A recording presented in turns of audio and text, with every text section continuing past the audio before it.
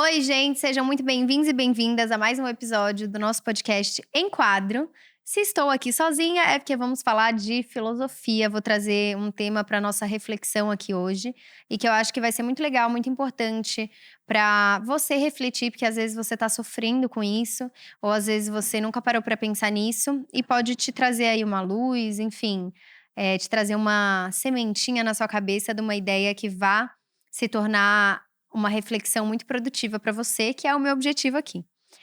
Antes de começar o assunto, eu queria falar para você, por favor, se você puder curtir esse vídeo, comentar esse vídeo, compartilhar o vídeo, o nosso canal, se inscrever, mas compartilhar com outras pessoas, isso ajuda muito a gente. É uma forma muito legal que você pode fazer de ajudar a gente a crescer o podcast, a atingir mais pessoas. A gente sempre está se esforçando para trazer temas cada vez mais pertinentes para você, que te ajude e que te faça dar umas risadas e que te faça pensar. A gente traz fatos interessantes, temos episódios todos os dias, incluindo sábado e domingo, feriados. Todos os dias a gente tem episódios novos, com temas variados. Então, assim, seria muito legal que você pudesse trazer mais pessoas para conhecerem esse nosso podcast. Dito isso, vamos começar então o nosso tema sobre agressividade nas redes, como você viu aí no título do vídeo. Então, eu enxergo muito essa agressividade nas redes como uma violência que acaba transformando o outro em inimigo, com o objetivo de dar mais firmeza, mais estabilidade pro meu eu. Então, o que que isso quer dizer na minha cabeça, tá? O que que isso quer dizer? Isso quer dizer que as pessoas, elas acabam transformando os outros em anti-eus, em inimigos de si mesmo, porque quando o outro é seu inimigo e você confere a ele um estado menor, inferior ao seu, porque você coloca a sua opinião, a sua verdade, a sua experiência como medida do mundo, você acaba trazendo uma falsa sensação de estabilidade dentro do seu eu, que é o quê?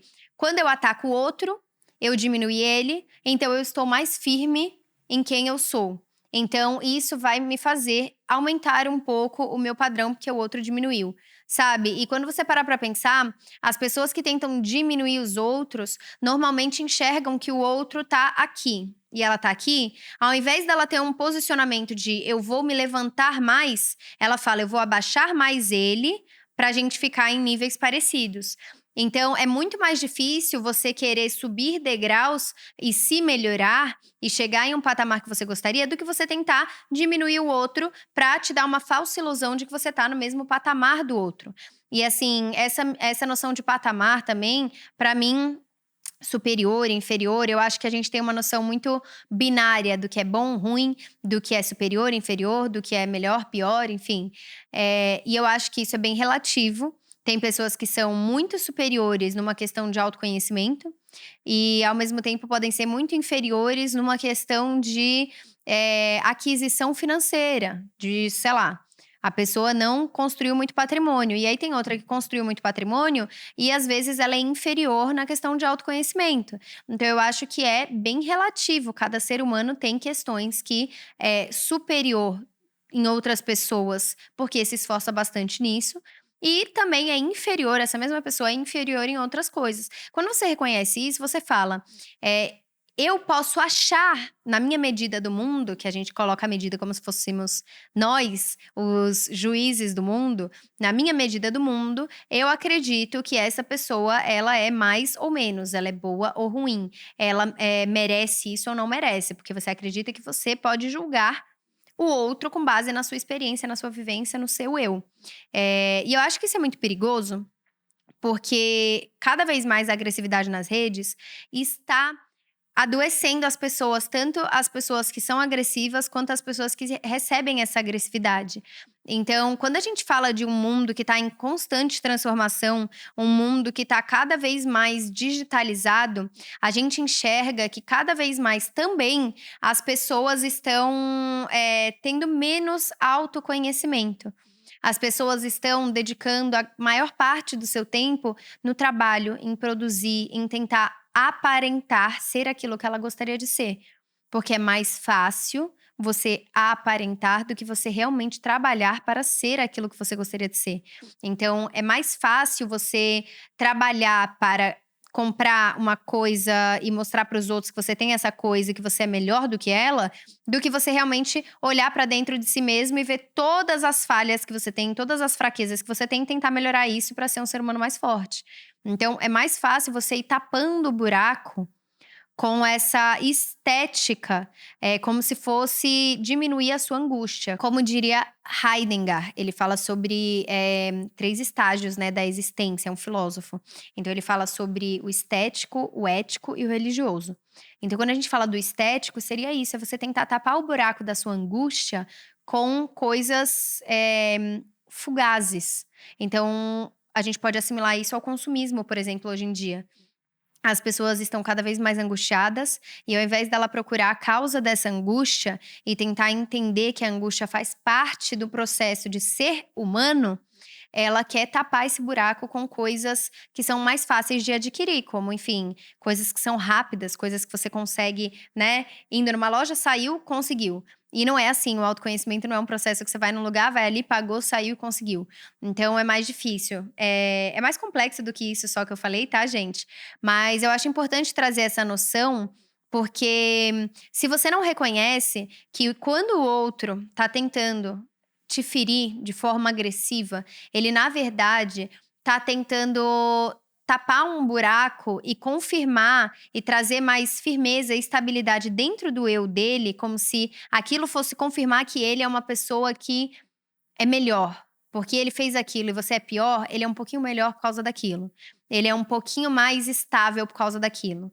Ele confere para ele mesmo essa ilusão de estabilidade, você acaba sofrendo. Quando a gente fala dessa geração cada vez mais digital, que as pessoas estão buscando cada vez menos o autoconhecimento, por isso que eu tô aqui, insisto e vou continuar e quero, enfim, aumentar isso, né? Começar a palestrar mais sobre isso, ir para escolas, para faculdades, para empresas e, enfim, realmente dar palestras sobre isso e trazer os jovens nesse debate, né? Os jovens que às vezes não têm 1000 anos de filosofia e não sabem o nome de todos os filósofos e não sabem as datas exatas, mas que sentem essa angústia e gostam de refletir, pensar e eu trazer isso de volta. Quando a gente não reconhece que essa é uma geração que está bem doente, assim, a gente vê que a gente tem índices altos de doenças mentais, de pessoas com transtornos, distúrbios e doenças mentais, por exemplo. Quando a gente não reconhece isso, a gente não consegue também reconhecer o quanto você pode estar fazendo mal para outra pessoa dentro dessa sua agressividade. Então, quando a pessoa está sendo agressiva, ela não tem a força para reprimir esse desejo ruim de machucar o outro, em cima de um senso crítico de que o outro pode estar sofrendo com outras situações. Então, quando uma pessoa tem um senso crítico, quando a pessoa tem uma moral, uma ética forte, quando a pessoa pensa no outro e abdica desses desejos impulsivos e maldosos, quando a pessoa não consegue fazer isso, ela tá num estágio ainda de autoconhecimento, ela tá num estágio pequeno, sabe? Ela ainda é um bebê, assim, nesse estágio. Ela ainda não tem nenhuma noção do que fazer, do que magoa, do que não magoa. Ela ainda nem parou para conseguir refletir sobre isso. Então, é uma pessoa que tá muito crua ali no mundo. Então, quando você não exerce o seu senso crítico para enxergar isso, você vai acabar sofrendo muito. Eu acho que uma outra questão também que é importante é que as pessoas. Eu vi uma foto que é muito interessante, que era assim. Como a maioria das pessoas acha que é resolver um problema. Aí é um aqui, de um lado, uma pessoa de um lado, gritando do problema, a outra gritando, e aí assim se resolve um problema. Quando na verdade, a forma de você resolver um problema, a melhor forma seria essa pessoa do lado dessa pessoa enfrentando o problema. E não uma pessoa enfrentando a outra. Seria a união de duas pessoas para pensarem com ideias diferentes, com vivências diferentes, com experiências diferentes, para enfrentar este problema que elas estão enxergando ali.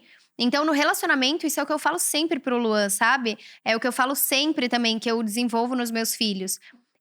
Eu não estou contra você. Nós dois temos que estar juntos para enfrentar esse problema. Quando a gente se coloca como inimigo, a gente não só não resolve o problema, como acabamos nos machucando no meio do caminho. Então, para a gente acabar se tornando pessoas melhores, que sofrem menos, por exemplo, a melhor forma de você fazer isso é primeiro entendendo isso.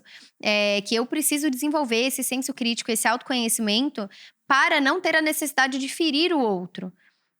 Entender que ferir o outro não vai mudar nada para melhor dentro do seu eu. Você vai, na verdade, só tá piorando. Você vai estar só alimentando esses desejos impulsivos e maldosos e esses hábitos ruins dentro de você. Então, você vai ter um caminho ainda mais longo dentro da jornada de autoconhecimento, de melhora, de evolução. E quando você para pensar que para resolver um problema e esse problema pode ser até uma crítica. Então, por exemplo, você viu que a pessoa fez uma coisa errada. A pessoa foi preconceituosa. Você tem a opção de xingar e falar: queima no inferno, sua preconceituosa, nossa, você tinha que morrer e blá blá blá. E manda um monte de coisa pra pessoa ler aquilo e ficar completamente devastada. Isso daí você tá focando em xingar ela pra sentir que você é melhor por causa disso. Porque ela, na verdade, não vai talvez mudar o preconceito que ela tinha ali com isso. Mas talvez, se você falar, se você quiser, eu te explico de uma perspectiva por que esse preconceito ele é uma coisa ruim. Porque fere essas pessoas. 2, porque nessa situação é assim que as coisas acontecem. Talvez você não tenha tido essa experiência. Isso e aquilo. Você entende que você tá se juntando com a pessoa, tipo, vem aqui. Deixa eu te explicar. É assim, assim, assim, assim, assim. Essa é uma forma de enfrentar esse problema.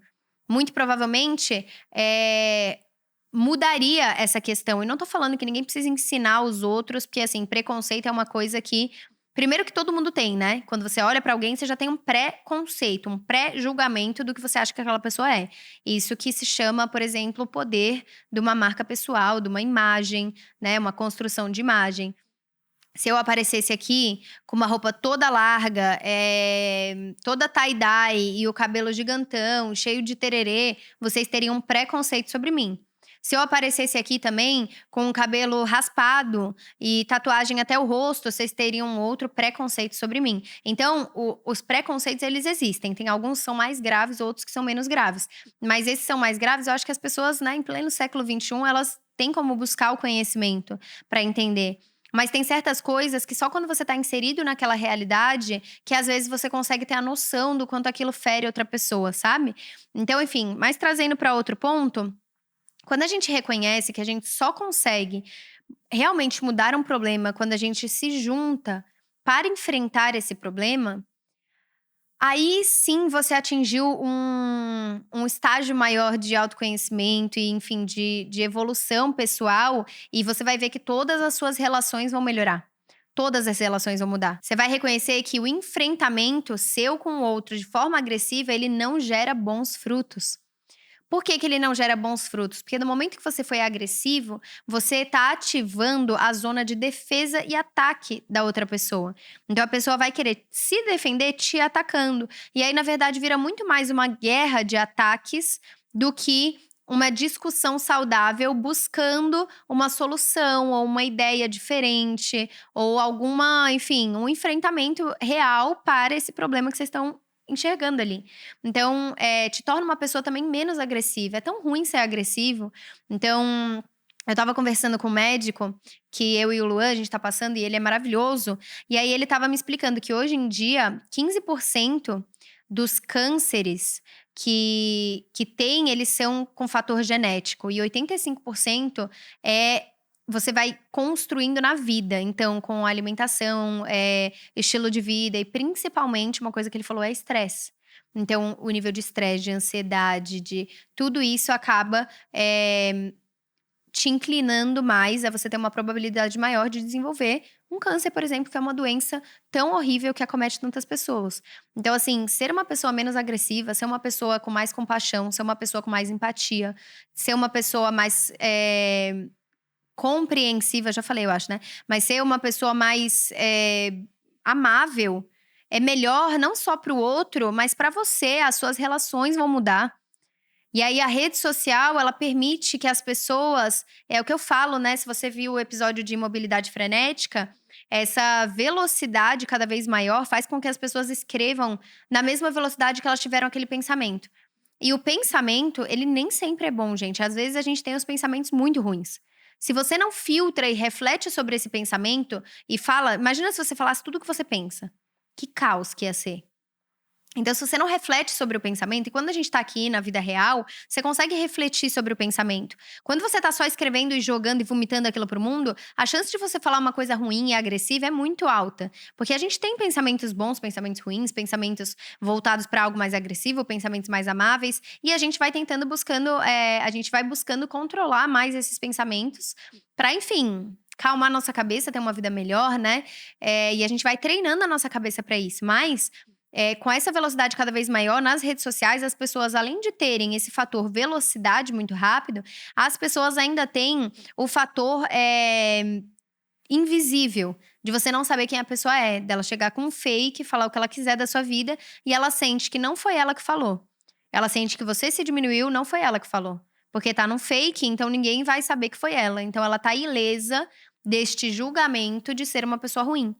Se ela mandou pelo fake, então ela continua sendo uma pessoa boa, quando na verdade, isso também é uma ilusão que só pessoas com baixíssimo senso crítico, baixíssimo autoconhecimento, conseguem tentar se enganar dessa forma, sabe?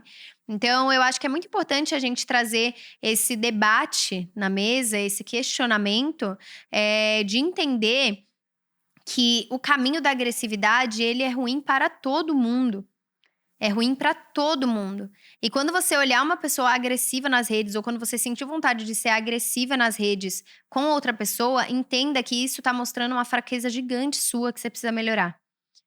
Vai pelo caminho mais difícil, porque você vai colher mais frutos, mais resultados. Quando você vai pelo caminho mais fácil, você corta o caminho ali, esse caminho mais fácil, principalmente quando se trata de autoconhecimento, você corta o caminho ali e aí você tá aumentando todo o caminho que você vai ter que percorrer. Você tá se achando muito esperto. E não tem atalho no autoconhecimento. É você realmente se enfrentar. É difícil.